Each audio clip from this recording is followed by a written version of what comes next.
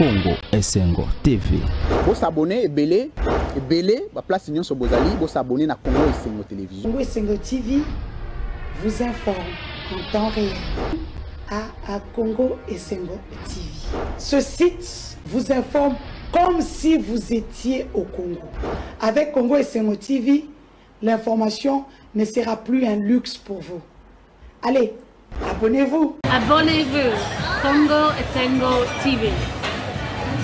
Tout le monde en boka. Bote mon en boka.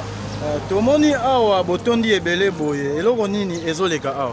Boye awa botondi ebele awa po na kati ya Congo balingi impunité. C'est-à-dire batoye awa parce que le président élu Martin Fayulu dans le cadre de respect de la constitution a constaté que va violer la constitution et le monde a mboka Théodore Ngoy.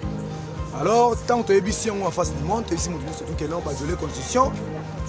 Banguna badongolomi soba otobenga banyamulengi ya IDPS.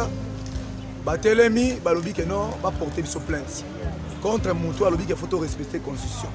Bango ko banyamulengi wana ba yebse so soi-disant état de droit, balobana biso sous cœur le peuple d'abord. Mais l'état de droit yango wana tant que caméra sambi bango nyoso bagangi ke esalama na noté na mokili mobimba directeur à cabinet asamba to boyeboye balobi ebele. Donc ezali makambo moko boye balobi makambo ebele vraiment. Alors biso siko to ebisi bango boye. Tant que caméra samba qui c'était bon. État de droit parce qu'il y a ibaki mbongo. Mais le loyo ndekoti lo moyi pour violer constitution. Totika yo yango ande état de droit. Tokotika yo te. Tokolandela yo parce que état de droit lobi ke non. To respecter mibeko. Toko kende biso nyonso na nzela ya mibeko na ligne ya mibeko. Po toto sa mibeko. Ozala nani okito mata ozana si ya mibeko. Yango tolobi na tindeko chilombo. Aventure biso yao lelo. To apprendre que balongoli plainte. Biso zongote. On est en dénonciation, ce sont que des paroles. Biso lito mo na ngoba couchon sur papier. Soit couchon sur papier, ne biso to lomoni makona biso. Na makamba mu na ko ba biso que to lo retirer plainte to boy yango. To lingi ba couchon sur papier. On ndeko na makambo nyonso oyo ezoleka oyo. Martin Fayulu asali lisusu nini? Martin Fayulu asali le remonter simplement à sengika respect à constitution. Respect à constitution.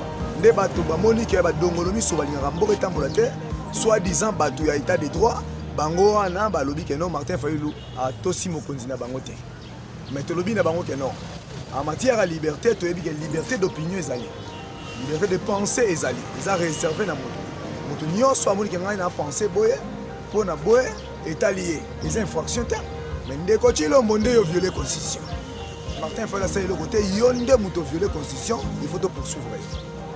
Toyoki que justice et lobby que bango ba convoqué na bango Martin Fayulu te.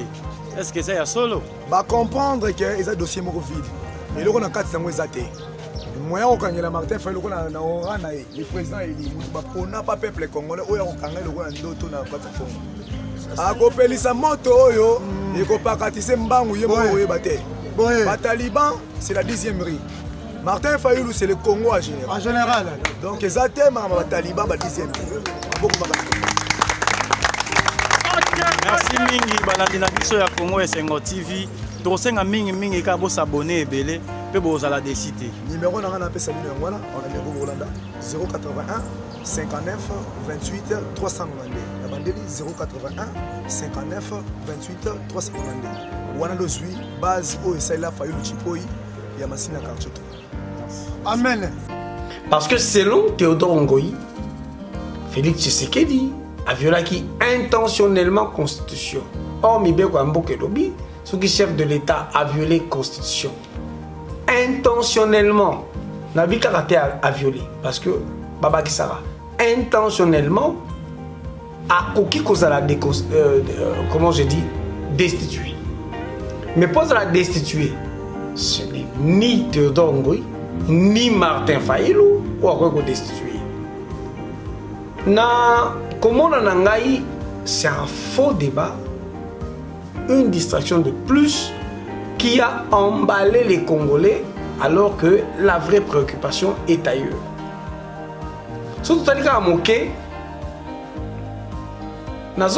que ça faisait au moins 2 ou 3 fois avant le coronavirus. Avant Martin Fayulu azonga na États-Unis, à les États-Unis, azakoloba Félix Tshisekedi kabwana na Kabila.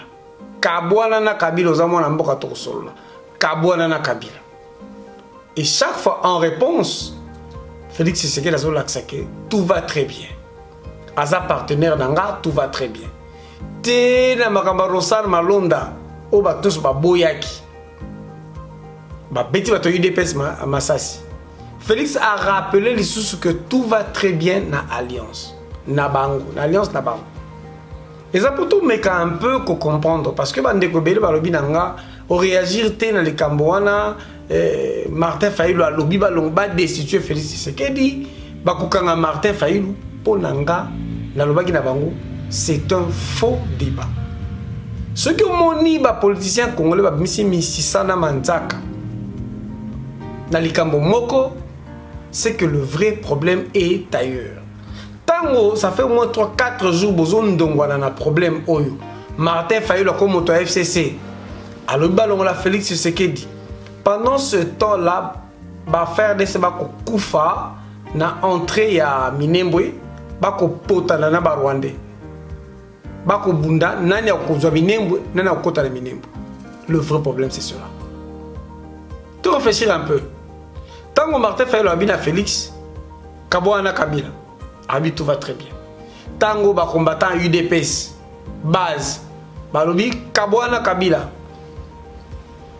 Félix abi tout va très bien.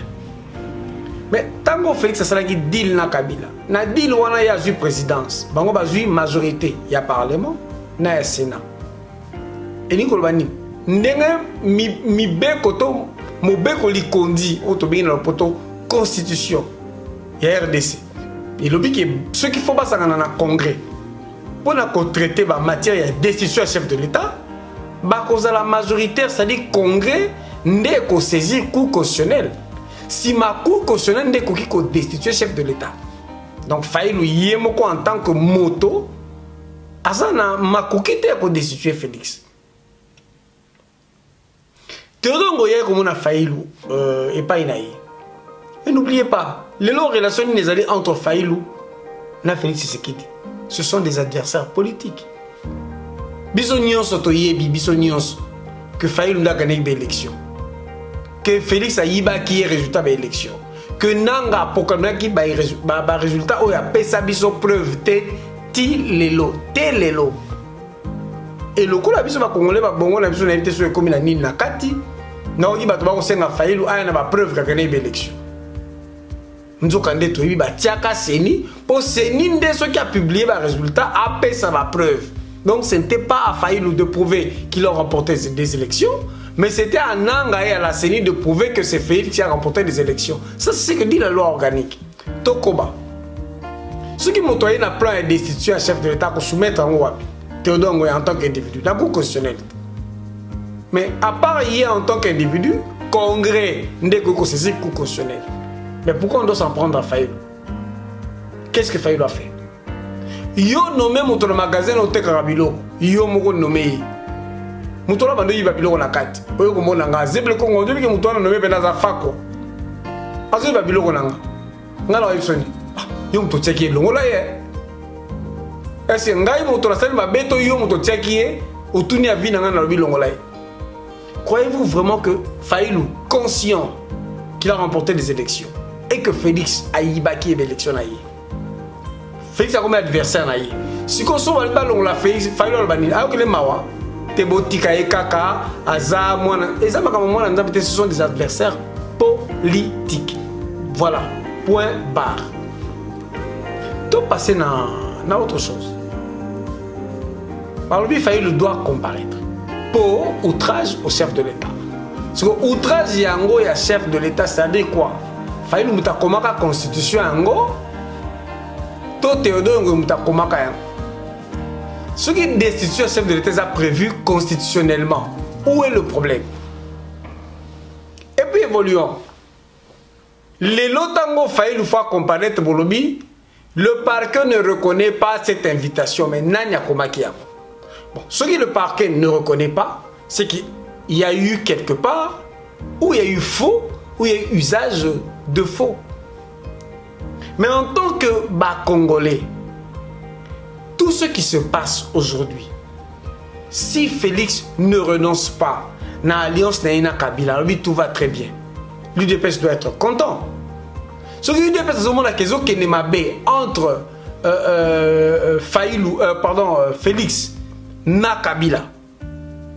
Mais Azo Boya qu'on renoncer, c'est qu'il y a un souci. Mais pas 4 jours, hein, n'a ça la calcul.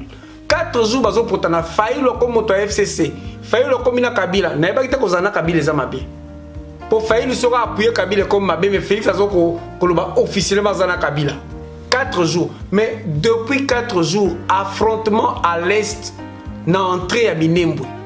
Ba Rwandais bazo bunda kokota na Minembwe. Depuis le bina butu soki ke ba gagner Minembwe, ba faire de ces musu ba kimi parce que ba y a la puissance de feu dont mandokyo lo kiteuse weta mana est ba ndeko ngeza ya kusakana te. Soko bino bozo kansango lo kuta ngai biso tona bato to ko benga na peto ko lo kito masasi. Ba musu ba koti ba musu ba kotite. Ba faire de ces bazo bunda. Ba maimai ba ye en appui ba faire de ces ba faire de ces ba bunta ba maimai. Siko bango ba Rwandais na mboko to vandi ya Belgique. Bango ba ko senga mabele. Bon bazo ba Congolais, ba ko senga ba bisa mabele na ko bazo ko senga ngo na Belgique. Bande ko bola la pongi. Failo akene na parquet, fati béton.